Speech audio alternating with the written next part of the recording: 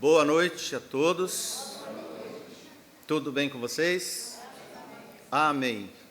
Agradecer pela generosa chuva que caiu na nossa região. Agradecer a Deus.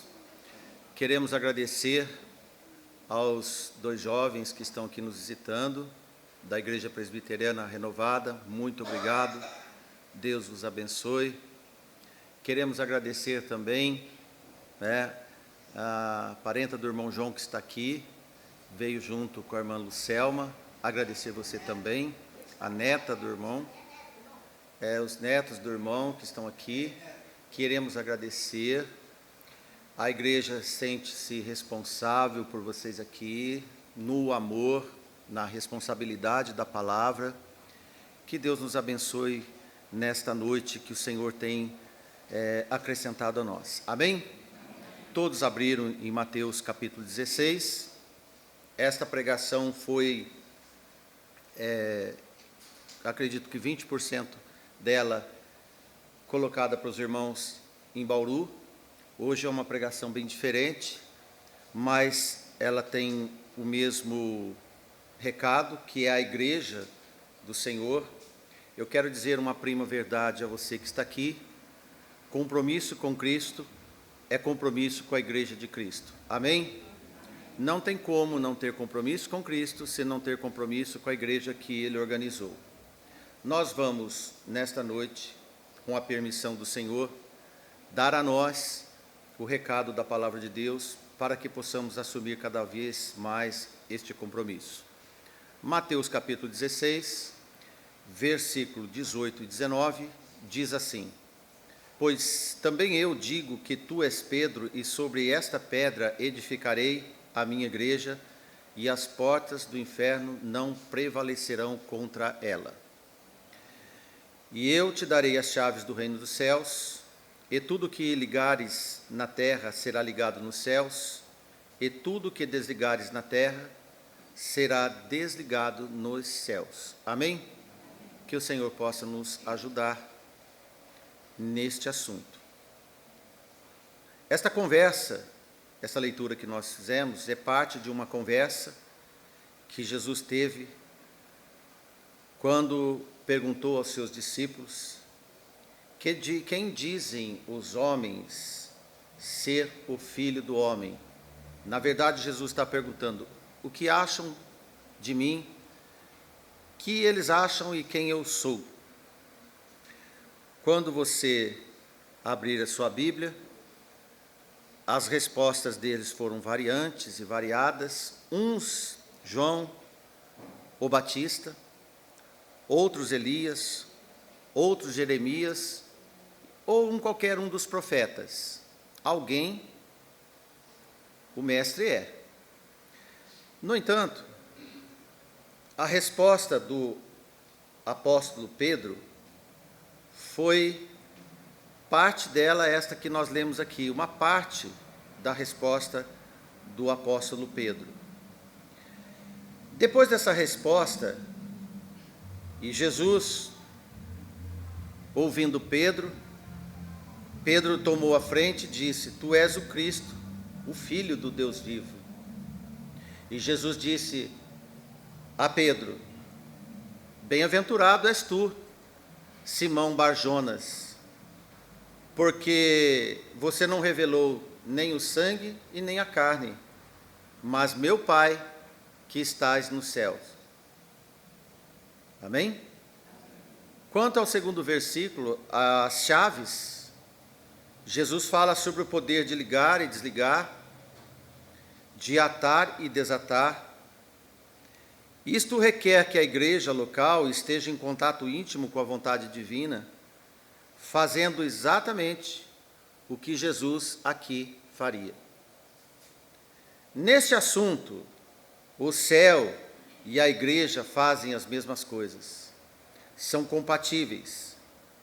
Por exemplo, se um irmão é desligado e se arrepende, ele é novamente recebido pela igreja, também é recebido nos céus. No capítulo 18, uma segunda vez, Jesus toca nesse assunto, a partir do verso 15. Ora, se teu irmão pecar contra ti, vai, repreende-o entre ti e ele só vocês dois. Se ele te ouvir, você ganhou este irmão. Mas se ele não te ouvir, leva ainda contigo um ou dois, para que ele, pela boca de 2 ou 3 testemunhas, toda a palavra seja confirmada. Se ele não escutar, diz-o à igreja. Se também não escutar a igreja, considere como um gentio e publicano. Em verdade vos digo que tudo que ligardes na terra será ligado no céu, e tudo que desligardes na terra será desligado no céu.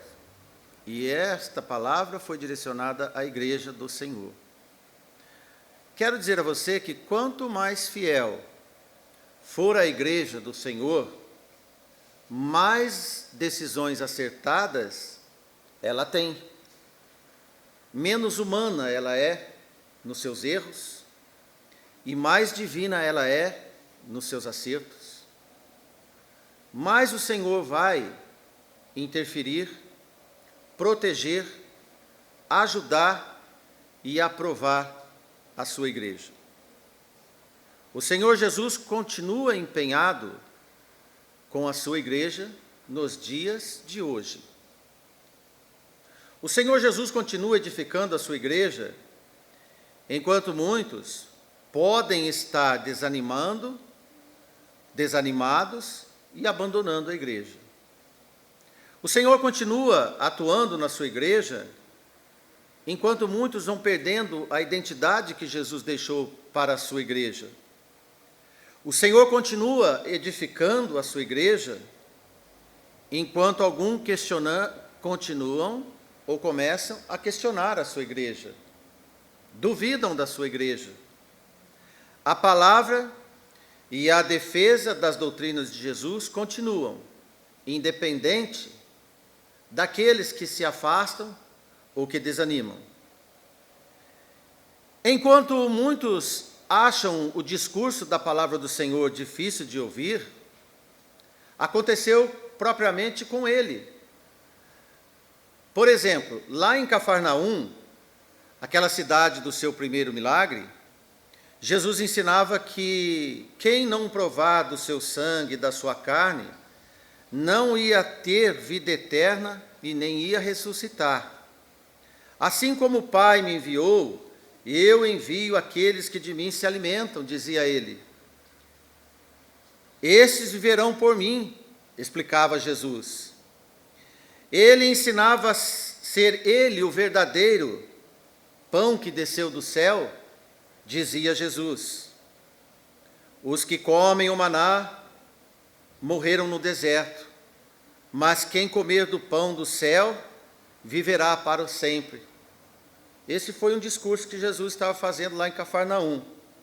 No entanto, em João 6, versículo 60, muitos dos seus discípulos, ouvindo isto, um resumo do que o irmão Márcio acabou de falar está escrito nos versículos anteriores, disseram: duro é este discurso, quem é que pode ouvir? Ou quem pode ouvir? Perceba que enquanto Jesus dizia coisas espirituais, eles queriam receber e ouvir as coisas daqui, deste entendimento, para a satisfação deles. Não satisfez o que eles queriam, abandonaram Jesus. Diante da reclamação desses discípulos, e que Jesus bem sabia que não interessavam o que eles ouviam, o que Jesus falava, então ele diz que o Espírito é o que vivifica, a carne para nada aproveita, cega e mata. As palavras que eu vos digo são espírito e vida.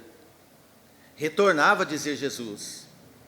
Mas no versículo 66, desde então muitos dos seus discípulos tornaram para trás e já não andavam mais com ele.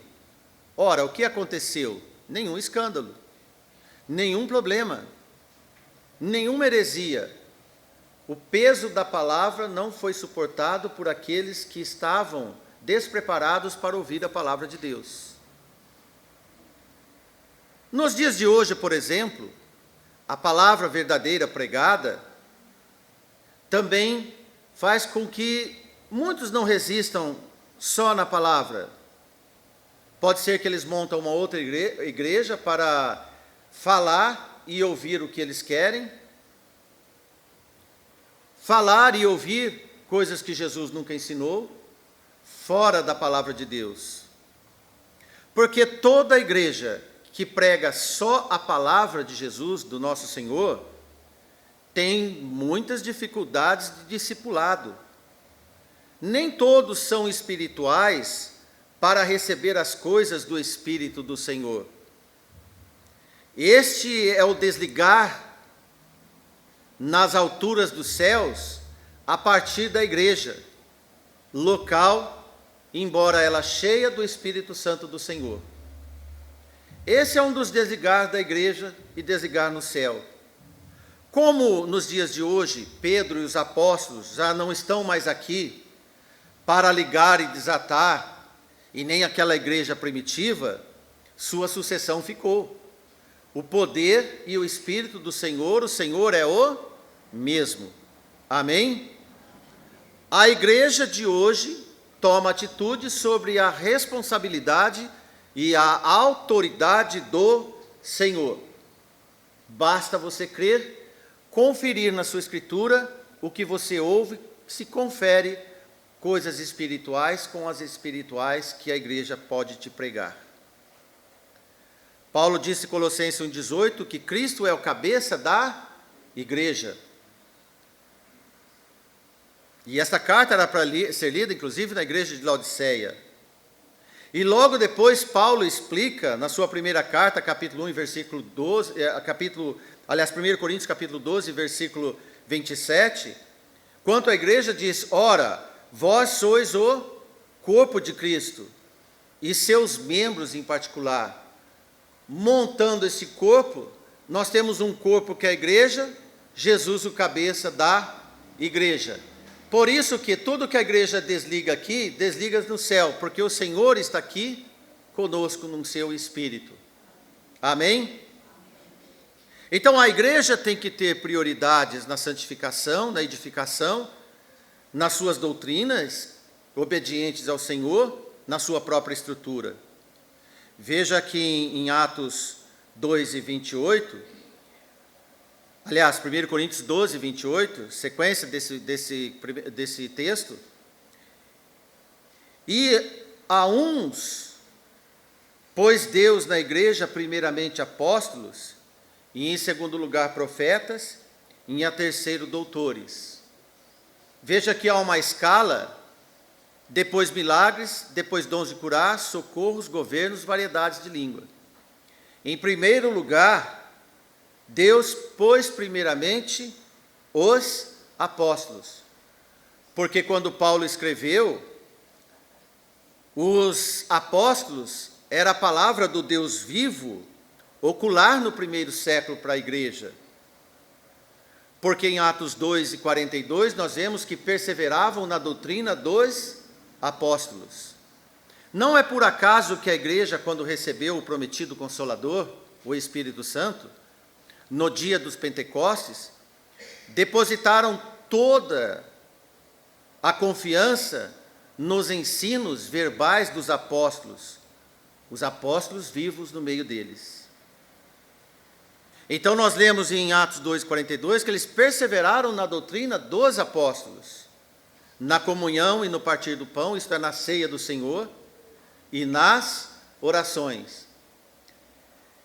Esta é a alavancagem da igreja após o Pentecostes. O que ocorreu com eles? Perseveraram na doutrina dos apóstolos, os irmãos eram unidos, existia comunhão entre eles, a ceia demonstrava esta união deles, e as orações eram intensas.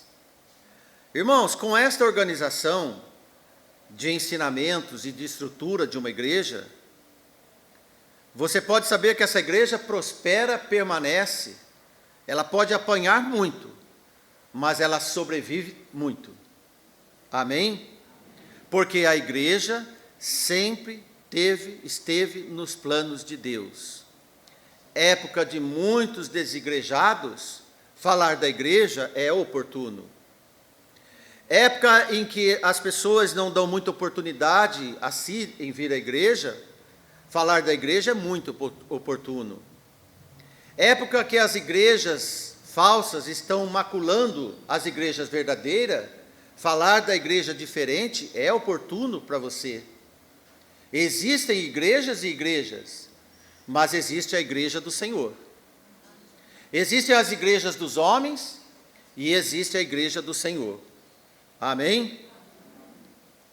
Por isso que nós vemos no versículo 18 do nosso texto inicial, que o Senhor disse a Pedro: e as portas do inferno não prevalecerão contra ela. Embora muitos querem fazer da igreja uma sucursal do inferno, uma embaixada de Satanás, aqueles seus súditos que atiram pedras na igreja, que falam mal dela, desprezam a igreja e tantos outros atos insanos, do abandono, da negligência, do descuido, mesmo debaixo de tantas afrontas, durante todos os séculos, as portas do inferno não prevalecerão na igreja do Senhor, disse Jesus.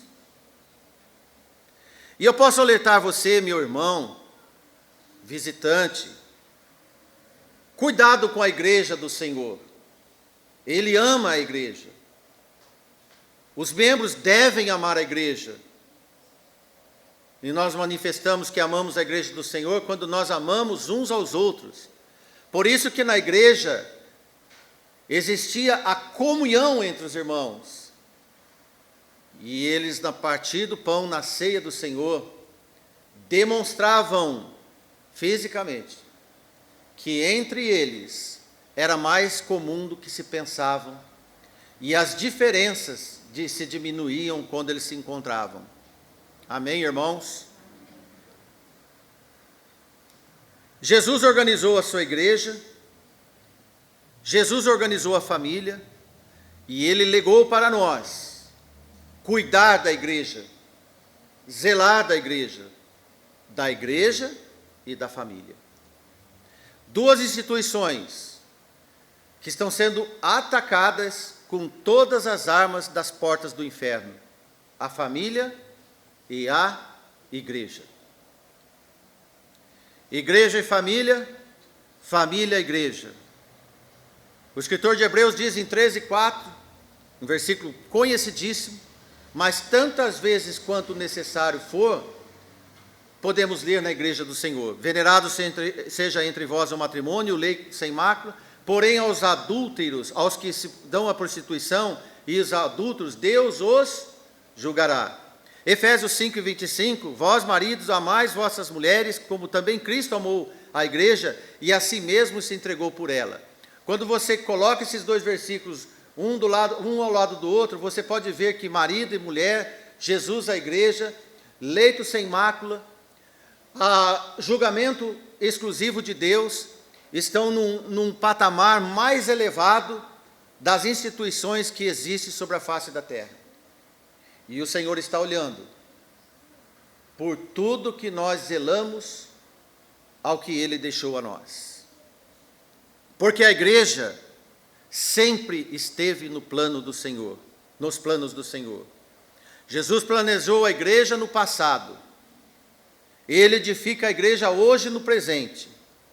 E Ele vai aperfeiçoar a sua igreja e prepará-la para o futuro encontro com Ele.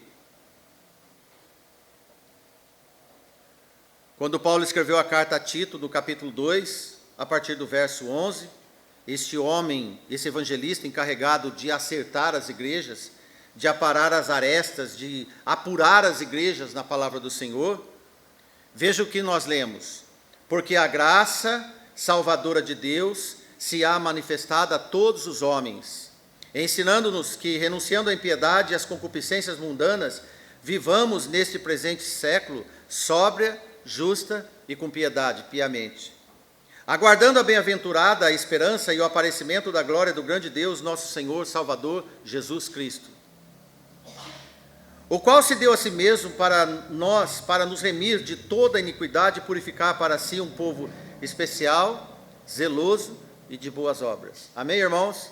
Um povo especial, zeloso e de boas obras. Esta é a característica da igreja do Senhor. Somos especiais. Devemos ter zelo, esmero, que é uma palavra antiga. Devemos, meus irmãos, ser carregados de boas obras. Ontem, quando nós entramos em 1 Pedro, capítulo 3, na altura dos versículos 16, 17, quando Pedro fala que nós devemos fazer o bem e não fazer o mal, porque Jesus, não fazendo mal algum, ele também foi afrontado e nunca fez o mal.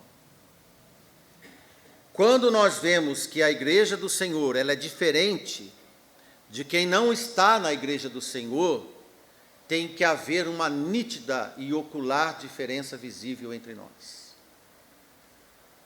A igreja no presente deve viver a ressurreição dos mortos no que se aguarda. Enquanto o mundo pensa e treme por medo da morte, a igreja vive a alegria da ressurreição dos mortos. Se ele venceu a morte, nos deu a vida eterna. Vivemos a vida, não nos aguilhões da morte, mas na graça, na esperança da ressurreição dos mortos. Amém, irmãos? Embora muitos não achem importante, no entanto, a igreja do Senhor, em Atos 2,42, mais uma vez eu leio. O perseveravam, meus irmãos, é persistir num costume que seja bom, na doutrina dos apóstolos. A igreja precisa ser fiel em conservar os ensinos e a doutrina dos apóstolos. As doutrinas foram preservadas e chegaram até nós pela persistência zelosa da palavra. Você já imaginou se não tivessem pessoas que durante esses 21 séculos não se importava com a igreja do Senhor, não se importasse com a igreja do Senhor? Agora eu te faço um questionamento. A cada membro da igreja, você hoje está aqui, membro da igreja, o que é que você vai passar para os futuros membros da igreja? Porque alguém passou para nós, até a vinda do Senhor. Aqueles irmãos atrás de nós, que cumpriram a sua missão, hoje é o nosso dia de cumprir a missão, de honrar a igreja do Senhor, porque uma igreja cheia do Espírito é viva, e é uma igreja cheia de Bíblia, e cabe a responsabilidade de um povo especial, zeloso de boas obras, não para quem deixou a igreja aqui para nós, e nem para quem nós vamos deixar, mas nós estamos falando de nós que estamos aqui. Hoje é o nosso dia de ser especial, ter zelo e ter boas obras. Amém? Para que essas crianças que estão aqui vejam em nós o rastro do caminho da igreja em que o Senhor habita. Que seja um bom exemplo. Amém? Porque os pastores devem pregar a pura palavra de Deus. Os pais devem ensinar a Bíblia aos filhos, os professores das escolas dominicais ou escolas membros que leem, refletem e submetem a palavra, e assim o Espírito dirige a igreja, dirige a família e livra das heresias e suporta as provações. E nós vamos ter filhos para honrar o Senhor, para que os filhos dos nossos filhos também honrem ao Senhor e nós possamos descansar em paz. Como diz Salmo, nas cãs do Senhor, ver os filhos dos filhos e descansar em paz. Quantas aflições nós vemos em membros de igreja que seus filhos não estão na igreja, estão perdidos no mundo. Quantos avós que veem seus filhos que estão perdidos no mundo. E alguns perguntam a si mesmo, o que é que eu fiz Irmãos, posso dizer, cada dia mais difícil, mas sempre há tempo de buscar ao Senhor, antes que venham os dias piores ainda, e que o Senhor pode não ter nem contentamento mais, diz o livro da sabedoria dos Eclesiásticos. Precisamos marcar posição de quem nós somos. Amém? Porque a verdadeira comunhão tem a marca do amor e se manifesta através do cuidado mútuo na igreja e na família. Não tem como ser santo na família e não ser aqui. Não tem como ser santo na igreja e ser uma pessoa violenta, pecadora na família. Isso chama-se hipocrisia. Nossos filhos, nossos vizinhos vão ver, vão reparar. E vão ver que não vale a pena vir numa igreja onde nós falamos uma coisa e somos outra. Precisamos ver quem de fato nós somos. Porque aí então nós vamos ver que as portas do inferno não prevalecerão na igreja e tudo que ligar e desligar aqui será desligado e ligado nos céus. Temos que ter essa fé. Porque 1 João 2,6 diz: aquele que diz que está nele, também deve andar como ele andou. Amém? Quero dizer para você que amar é um mandamento. Amar é um mandamento.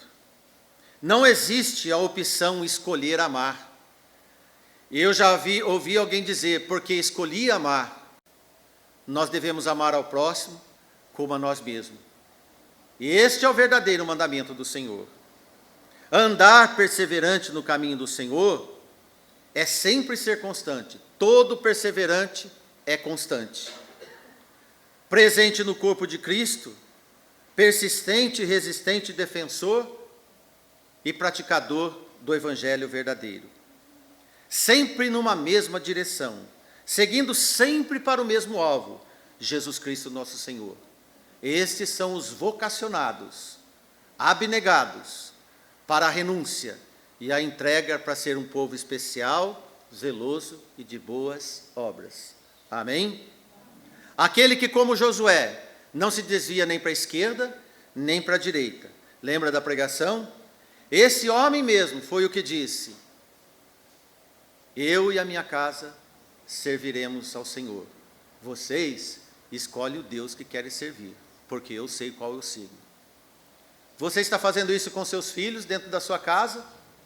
Seus filhos, mesmo que pequeninos, já sabem discernir o Deus que você tem, a igreja que você vai. Fico triste quando nossos filhos, nossos netos, não sabem a identidade que os pais têm e borram toda a identidade da igreja também. Não podemos ser cúmplices das portas do inferno. Quando falamos de alvo, é só um: Jesus, nosso Salvador. Renúncias verdadeiras são empenhadas pela certeza de Jesus. Que os dias ficam cada dia mais difíceis, isto é bíblico. Os irmãos sabem, viver vitoriosos nos dias difíceis, só no Senhor. Isso também devemos saber. Amém? A igreja deve praticar a fé inabalável como um tipo de exercício de academia. Ter musculatura, ter força e vigor no Espírito revelador do Senhor. Tempos difíceis, mais exercício. Tempos difíceis, mais perseverança. De forma que a fé deve ser a base da sobrevivência do salvo. Como hoje de manhã nós vimos, a fé, a esperança e o amor faz com que constitua um povo perseverante de boas obras. Amém? Não podemos confundir fé com frases que afugentam da necessidade da plena confiança de Deus e da confiança no homem. Frases de efeito que escondem inverdades numa capa de frases bem boladas, por exemplo, mensagens astutas que podem sutilmente te desviar da entrada principal na sua vida, que é o nosso Senhor Jesus Cristo. Esta porta deve existir na nossa vida. Esta porta deve existir na nossa família. Esta porta deve existir na nossa igreja. Porque Jesus disse: eu sou a porta. Amém? Esta semana eu ouvi algumas frases, e com tristeza, às vezes até alguns irmãos, inocentemente eu creio, podem estar endossando através das redes. Vi uma semana uma que diz assim: quem tem luz própria incomoda quem está no escuro. Você postaria essa frase? Quem tem luz própria incomoda quem está no escuro. Que frase horrível. Este iluminado, vagalume, que tem luz própria, tem sua própria fonte de luz. Ninguém que possa seguir Jesus, irmãos, tem luz própria. Nós temos a luz de Deus. Jesus é a nossa luz. Nós devemos ter cuidado com certas sutilezas que são portinholas do inferno, que começam a ser colocadas na estrutura da nossa casa, do nosso coração. Vou dizer mais algumas. Uma outra diz assim: não chore, Deus está cuidando de você. Neste o choro não pode durar nem uma noite. Chorar não é pecado. A palavra diz: chorar com os que choram e rir com os que riem. O choro pode durar uma noite, mas a alegria vem pela manhã. Qual desses dois você posta na sua rede, ou você coloca para alguém? Um outro: Deus ajuda aqueles que ajudam a si mesmo. Cuidado com egocentrismo. Este sábio pregador do ego, ele está dizendo que sabe subir na vida com seus próprios esforços e méritos. Não conhece Deus e nem o próximo. Ele está dizendo por debaixo dessa frase que não precisa de Deus. Ele venceu na vida. Cuidado, irmãos, eu já vi algum irmão de igreja dizer assim: eu venci na vida. Evite isso. Quem nos dá a vitória é o Senhor. Uma última, que eu achei um tanto delirante também: quando alguém embarcar na sua ideia, é para você jamais desistir dela. Até que é bonita quando é escrito, né? Ele está dizendo que quando você tem uma ideia e as pessoas aprovam a sua ideia, vá em frente, que se as pessoas estão aprovando é porque você está certo. Quantas pessoas caem no buraco por causa de outras? Quantas pessoas entraram em pirâmide financeira acreditando que ia ficar ricos? Sabe em quem você deve acreditar? No Senhor, naquele que os discípulos abandonaram. Talvez esse que fala: você tem uma boa ideia, vá em frente. Confie em você. Quando você quer, você pode. Quando você quer, você consegue. Cuidado com essas frases, irmãos. Nós não conseguimos nada se Deus não nos dá, nem a vida. Essas sutis heresias não podem habitar no tempo das provações, que as portas do inferno estão nas nossas divisas. Considere isso. Quando relemos que a igreja perseverava na doutrina dos apóstolos, é porque ela não visitava nenhum sítio, nenhum site diferente da palavra dos apóstolos. É porque ela navegava, estou falando agora de palavra de internet, só na Bíblia. Navegava na palavra dos apóstolos, e lá ela encontrava as verdades do Senhor. Amém? Certamente esta igreja, e hoje as igrejas verdadeiras, não tem e não tinha nenhuma contaminação que pudesse desviar da sua admirável trajetória dedicada ao Senhor. Coisas sutis, de efeito que possa te desorientar, chamar uma atenção indevida, como uma provocação ou um desejo, de tanto que as portas do inferno não tinham chance alguma de prevalecer no ambiente da igreja. Assim deve ser na igreja em que você permanece. E você deve ser responsável pela fidelidade da igreja ao Senhor. Cada membro dessa igreja tem que ter a sua parcela de responsabilidade. É muito triste quando o membro da igreja é visitante da igreja. É muito triste quando o membro, ele nem sabe das atividades da igreja. Mas aqui nós vemos que eles eram perseverantes, porque a igreja do Senhor tem a porta, sim. No ambiente da igreja tem porta. A porta é Jesus. Amém? E quando Jesus na porta, nenhuma raposinha entra pelos valados, porque Ele é o nosso protetor.